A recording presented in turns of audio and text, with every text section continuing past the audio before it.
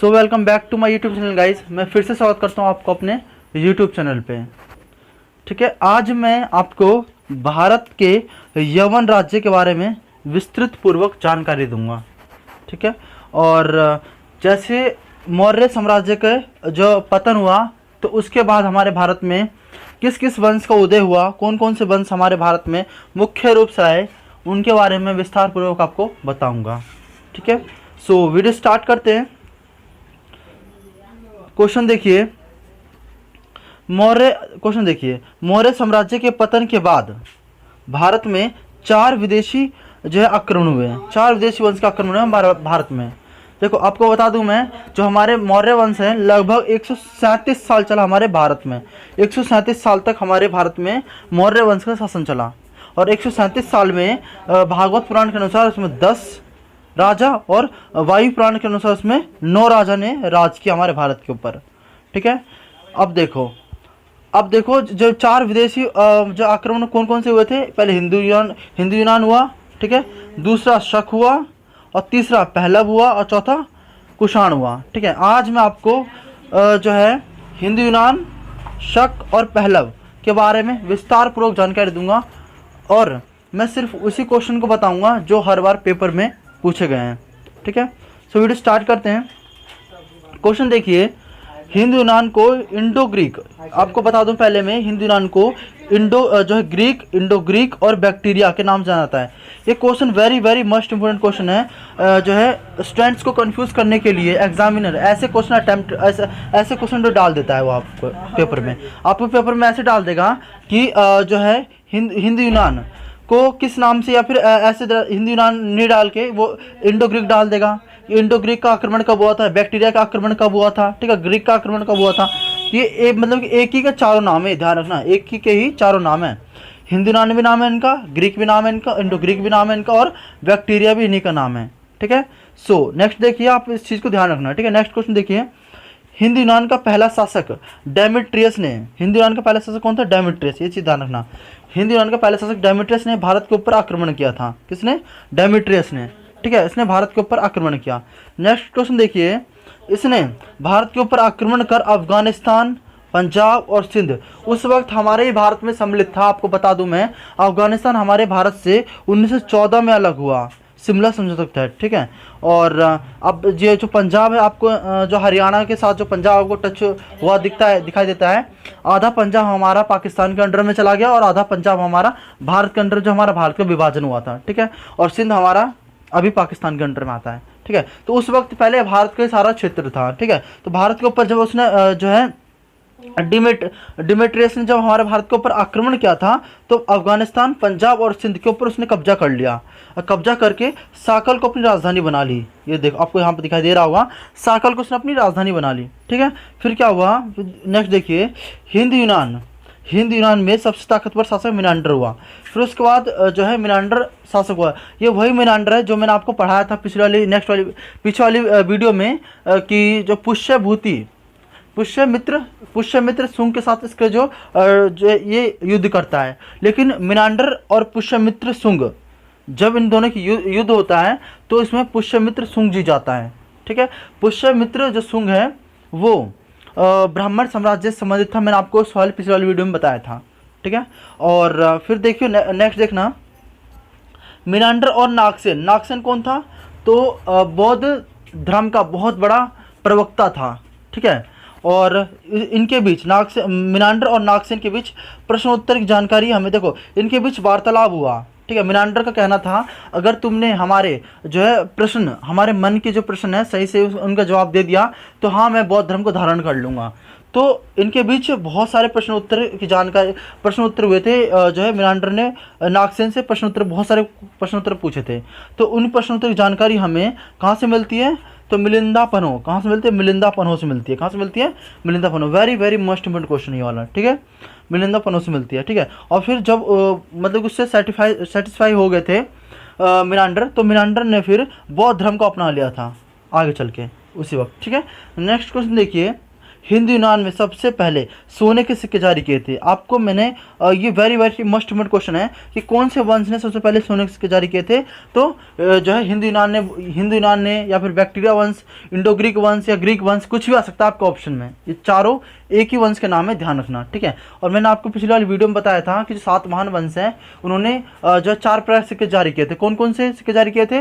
पहला क्या था, उन्होंने शीशे का सिक्का, जो वेरी वेरी मस्ट इम्पोर्टेंट है। दूसरा उन्होंने क्या था, चांदी का सिक्का। तीसरा उन्होंने क्या था, पोर्टिन का सिक्का। और चौथा उन्होंने क्या था, जो है कांसे का सिक्का, तांबे का सिक्का, ठीक है। ये 4 सिक्के उन्होंने जो है वो अब उन्होंने अपने शासनकाल में चलाए थे, ठीक है, सातवाहन ने, ठीक है। नेक्स्ट फिर आगे चल के जो हिंदू यूनान ने अपने शासनकाल में सबसे पहले सोने के सिक्के चलाए थे, ठीक है। नेक्स्ट क्वेश्चन देखिए, हिंदू यूनान ने सिक्के के ऊपर उस काल के समय और उस काल के राजा का चित्र भी अंकन करना शुरू कर दिया। किसने करा था? ये हिंदू यूनान ने। और हिंदू यूनान के शासनकाल में सबसे पहले जो उस वक्त के राजा के जो भी राजा उस वक्त के समय में होता था, तो उस वक्त के राजा के चित्र, और दूसरी बात कि उस वक्त का सन, कौन सा सन यानी कौन सा ईयर चल रहा है, कौन सा जो है वो चल रहा है टाइम पीरियड, तो वो टाइम पीरियड लिखना भी हिंदू यूनान के शासनकाल में शुरू हो गया था, ठीक है। नेक्स्ट क्वेश्चन देखिए, हिंदू यूनान कला और भारतीय कला दोनों, जब देखो यूनान क्या थी, विदेशी कला थी, भारतीय कला हमारे भारत की कला थी। जब ये दोनों कला आपस में मिल गई तो उससे गांधार कला का एक नया कला का जन्म हुआ, उसको हम गांधार कला के नाम जानते हैं, ठीक है। किस नाम जानते हैं? गांधार कला। ये question very very must important question है, क्वेश्चन पूछ लिया गया था, ठीक है। और यूनान ने ही पर्दा प्रथा हमारा जो है उन्हीं का प्रचलन यूनान के समय में हुआ था।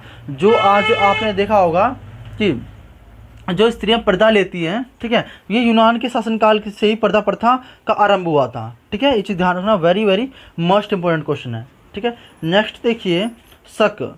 अब कौन सा वंश मैंने आपको बताया था, कौन कौन से वंश बताए थे? मैंने आपको 4 वंश बताए थे। कौन सा? एक हिंदू यूनान, दूसरा शक, तीसरा पहलव, ठीक है, और चौथा मैंने बताया था आपको कुषाण, ठीक है। आज मैं आपको जो हिंदू यूनान, शक और पहलव करवा दूंगा, ठीक है।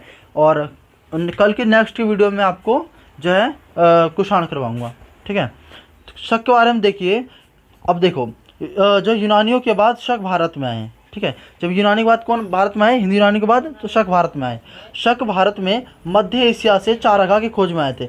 ये एक्चुअली में हमारे भारत में एक चारागाह के रूप में आए थे, यानी कि हमारे भारत से जो है बहुत सारे भेड़ बकरी जो है चराने के लिए आए थे, और बहुत अधिक मात्रा में वो उधर से निकले थे, ठीक है। तो वो जो है उस एरिया का, मध्य एशिया का क्षेत्र है, वहाँ पर चारागाह जो है बिल्कुल, मतलब कि जो वो है स्तर है वहाँ पे बिल्कुल निम्न मात्रा में है। वहाँ पे जो घास है, कटिबंधीय घास है, बिल्कुल ठोस और बिल्कुल मतलब किसी क्षेत्र में है, किसी क्षेत्र में है भी नहीं। तो ये लोग अपने चारागाह की खोज में मध्य एशिया से भारत में आए थे अपने, ठीक है। फिर देखो क्या हुआ, ये ना शक ये 5 शाखाओं में बटकर आए थे, ठीक है। ये 5 शाखाओं में अलग अलग बटकर आए थे, ठीक है। और उनमें जो बटकर आए थे उनमें प्रथम मुख्य व्यक्ति था, उनके प्रथम जो राजा आप कह सकते हो वो कौन था? मोव, ठीक है। कौन थे वो? मोव थे, ठीक है। नेक्स्ट क्वेश्चन देखो, पश्चिमी शाखा सबसे शक्तिशाली शाखा थी। जब वो 5 शाखा आए थे, जब वो जो है वो सबके सब अलग अलग शाखा में डिवाइड हो गए, बट गए वो, ठीक है। जो पश्चिमी शाखा थी ना, सबसे शक्तिशाली शाखा थे उसमें से, ठीक है। कौन सी? पश्चिमी शाखा, ध्यान रखना इंपॉर्टेंट है चीज़, ठीक है। नेक्स्ट क्वेश्चन देखिए, सुदर्शन झील का निर्माण चंद्रगुप्त मौर्य ने करवाया था। Very very must important question, आप देखना, इस बता रहा हूँ इसके बारे में आपको। एक सुदर्शन झील का निर्माण जो है चंद्रगुप्त मौर्य ने करवाया था, और लेकिन उस सुदर्शन झील की जो साफ सफाई आगे चलकर रुद्रदामन ने करवाई थी, जो कि शक वंश का सबसे प्रतापी और महान शासक था रुद्रदामन, ठीक है।